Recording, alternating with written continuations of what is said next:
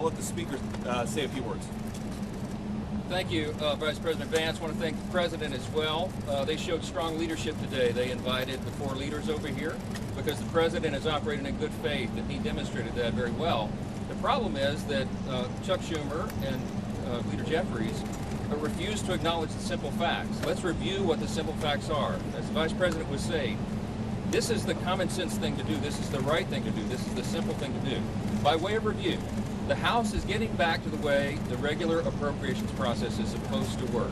12 separate appropriations bills passed through the House Appropriations Committee, 3 off the floor. The Senate doing their work as well. All this in bipartisan fashion, by the way. They passed 3 bills in the Senate. Those bills don't match up exactly. So for the first time in years, since 2019, you have a conference committee that is being constituted between the House and the Senate. This is the way a bill becomes a law. They work out the differences. All this is happening in bipartisan fashion. The problem is we run out of clock. September 30th is the end of the fiscal year, so we need a little more time. So what we did in the Republican majority is the right, responsible, simple thing. A clean, continuing resolution, a short-term, nonpartisan continuing resolution. It's only 24 pages in length. Leader Thune has a copy if you want to see the exhibit. There's nothing partisan in here. No policy writers, none of our big party preferences, because we want to do the right thing by the American people and allow more time for negotiation.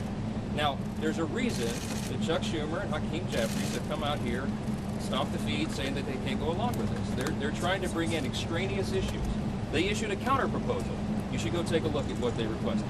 $1.5 trillion in new spending that is unrelated to the ongoing appropriations process. They wanted to, as you said, restore taxpayer-funded benefits, okay? Hard-working taxpayers in America. They want to take your funds and give that for benefits to illegal aliens. They want to restore that because we got rid of it. They want to prop up left-leaning media outlets. $500 million they threw in on top of that. $1.5 trillion on a 7-week stopgap funding measure. We're not going to do that. They know we can't do that. And we never have in the past. During the Biden administration, there were 13 threatened shutdowns. The Republicans in the minority did the right thing. We kept the government open. We're simply asking for the Democrats to do the same. Again, I want to thank President Trump for the strong, solid leadership. He listened to the arguments, and they just wouldn't acknowledge the simple facts. I want to thank the Vice President here for showing his leadership as well. If the Democrats make the decision to shut the government down, the consequences are on them, and I think it's absolutely tragic. We've never said that was a good idea. We never believed it is. And I want you to remember, when we voted in the House, we passed it out of the House. The House has done its job. We did that almost 2 weeks ago. Every Democrat in the House except one voted to shut the government down. That is the record, and don't forget it.